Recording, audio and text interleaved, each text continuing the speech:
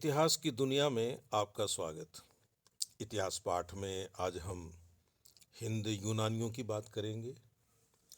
हिंद यूनानियों के सिलसिले में अब तक हम 2 बार मिल चुके हैं और आज तीसरी बार मिल रहे हैं।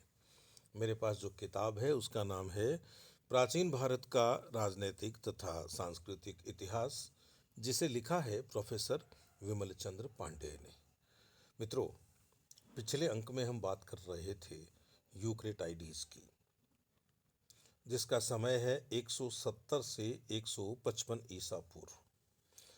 हम जानते हैं कि जिस समय डेमेट्रियस भारत के क्षेत्रों को जीतने में लगा हुआ था, उसी समय उसका जो अपना राज्य है, उसका जो गृह राज्य है बैक्ट्रिया, उस पर आक्रमण हो गया और उसको यहाँ से लौटना पड़ा। बैक्ट्रिया पर जो आक्रमण हुआ था उसका नेता था यूक्रेटाइडीज। ये जो यूक्रेटाइडीज है, यह सीरिया के सम्राट एंटिओकस चतुर्थ का सेनापति था। कुछ मुद्राएं प्राप्त हुई है ऐसी इस यूक्रेटाइडीज की, जिन पर उसके पिता हेलियोक्लीज को दिखाया गया है और साथ में उसकी माता लाउडाइस को भी दिखाया गया है। उसके पिता के शीश पर मुकुट नहीं है, लेकिन उसकी माता है, उसने राजमुकुट पहन रखा है। इस आधार पर यह अनुमान लगाया जाता है कि माता की ओर से वह राजवंशीय था। खैर, जो यूक्रेटाइडीज है, यह एंटिओकस चतुर्थ के शासनकाल में उसके पूर्वी प्रदेशों का गवर्नर था। बैक्ट्रिया में उसकी मुद्राएं मिली हैं, जिन पर 165 ईसा पूर्व की तिथि अंकित है। यूक्रेटाइडीज ने अनेक महत्वपूर्ण विजय की हैं। 166 ईसा पूर्व में सम्राट एंटिओकस चतुर्थ ने किसी उत्सव के उपलक्ष्य में सैन्य प्रदर्शन किया था, जिसका संबंध यूक्रेटाइडीज से बताया जाता है। इसके अलावा डियोडोटस का कथन है कि उसने बेबीलोन में स्वतंत्रता दिवस मनाया। इसके अलावा उसे एशिया का संरक्षक भी कहा गया है। बैक्ट्रिया में उसकी मुद्राएं मिली हैं।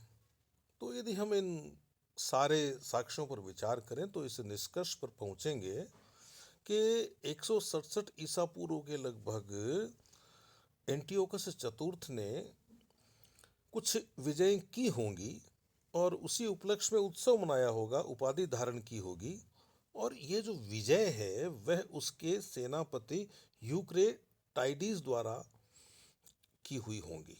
ये जो विजय हैं, 175 ईसा पूर्व में एंटिओकस चतुर्थ सिंहासन पर बैठा। उसने सीरिया साम्राज्य के विलुप्त गौरव को पुनः प्रतिष्ठित करने की कोशिश की और इसमें उसको अपने सेनापति यूक्रेटाइडीज का साथ मिला, जो कि बहुत अच्छा योद्धा था। यूक्रेटाइडीज के आक्रमण और सफलताओं का समाचार जब डेमेट्रियस को मिला तो उसे लौटना पड़ा। भारत से दोनों में युद्ध हुआ और डेमेट्रियस हार गया। उसने यूक्रेटाइडीज को घेर लिया था 60,000 सैनिकों के साथ, लेकिन यूक्रेटाइडीज केवल 300 सैनिकों के बल पर सफल हो गया। उसने घेरा तोड़ दिया। यह युद्ध 167 ईसा पूर्व के आसपास हुआ। थोड़े दिन बाद डेमेट्रियस की मौत हो गई। अब ये जो यूक्रेटाइडीज है, इस यूक्रेटाइडीज के विषय में हम इतना ही जान सकते हैं कि जब तक एंटिओकस चतुर्थ जीवित रहा तब तक तो वह उसका सेनापति था, और जब वह मर गया तो फिर वह राजा बन बैठा।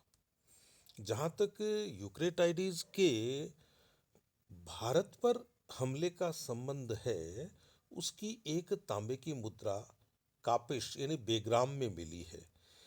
इस पर लिखा हुआ है कापिशिये नगर देवता। इससे अनुमान किया जाता है कि काबुल घाटी उसके अधीन थी। तक्षशिला में भी उसकी 4 मुद्राएं मिली हैं। अब प्रश्न यह उठता है कि क्या पंजाब के किसी भाग पर यूक्रेटाइडीज का अधिकार था या नहीं। इस प्रश्न पर टार्न महोदय का उत्तर तो नकारात्मक है। लेकिन पश्चिमी पंजाब में यूक्रेटाइडीज की कुछ मुद्राएं मिली हैं। स्ट्रैबो का कथन है कि उसने झेलम नदी पार नहीं की थी। हाइडे स्पीच झेलम का नाम लिखा हुआ है। इस कथन से ध्वनित होता है कि वह झेलम तक अवश्य गया होगा। पार नहीं हुई यह एक अलग बात है, लेकिन वह गया था। अतः मुद्रा प्राप्ति और स्ट्रैबो के कथन के आधार पर हमारा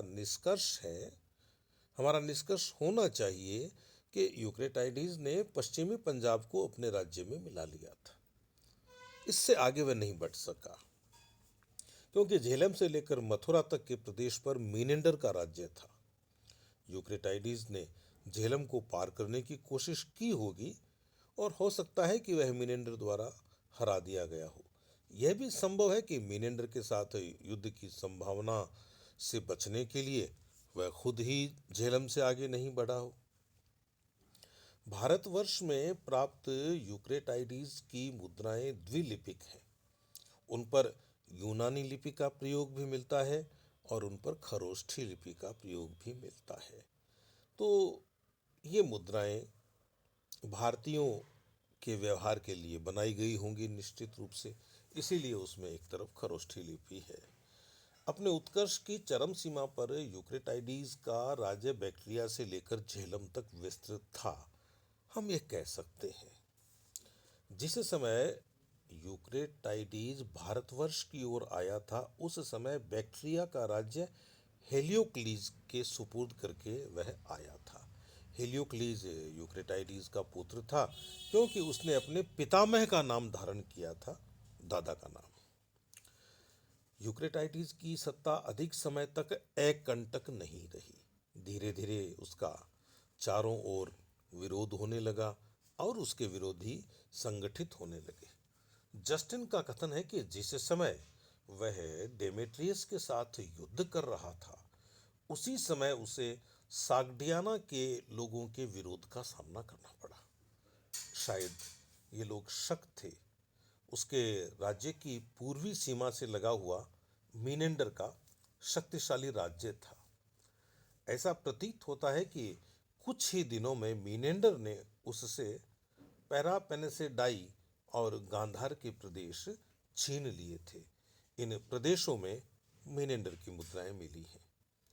स्ट्रैबो के कथन से ज्ञात होता है कि यूक्रेटाइडीज की दुर्व्यवस्था का लाभ उठाकर पार्थिया नरेश मिथ्राडेटीज ने भी उस पर आक्रमण कर दिया था और राज्य का बहुत बड़ा भाग छीन लिया था। प्रतीत होता है कि अपने जीवन के अंतिम काल में यूक्रेटाइडीज एकमात्र बैक्ट्रिया के छोटे से प्रदेश का शासक रह गया था।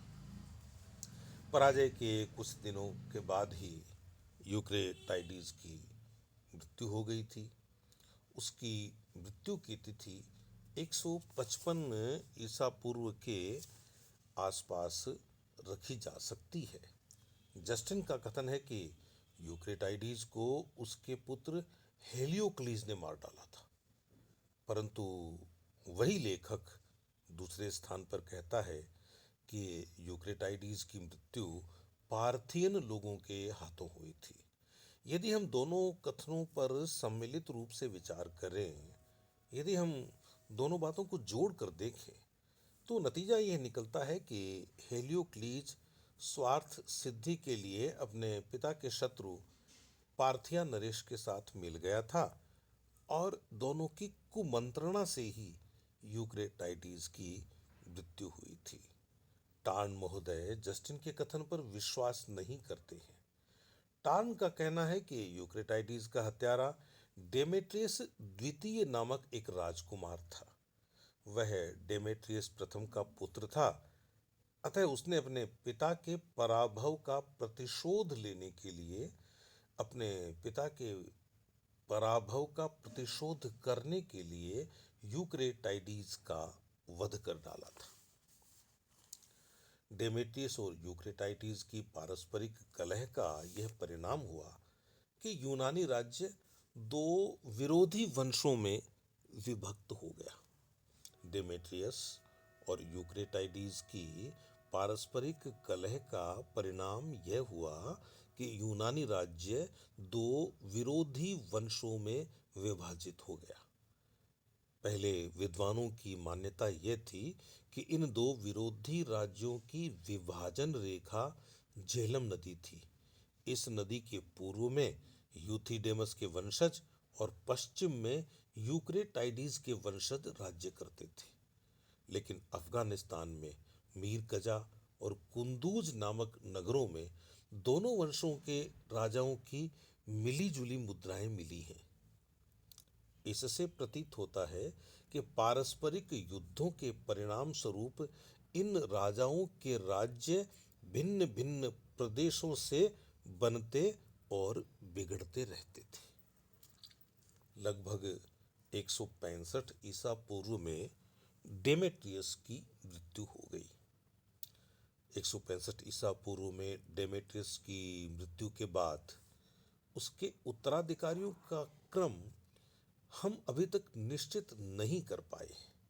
डेमेट्रियस के बाद यूथिडेमसी वंश के अनेक राजाओं के नाम विभिन्न मुद्राओं पर अंकित मिलते हैं, लेकिन कुछ एक को छोड़कर उनके शासन अथवा शासनकाल की घटनाओं के बारे में हमें जानकारी मिलती नहीं है।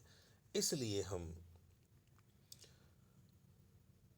इन उत्तराधिकारियों से संबंधित सूचनाओं को बता भी नहीं सकते।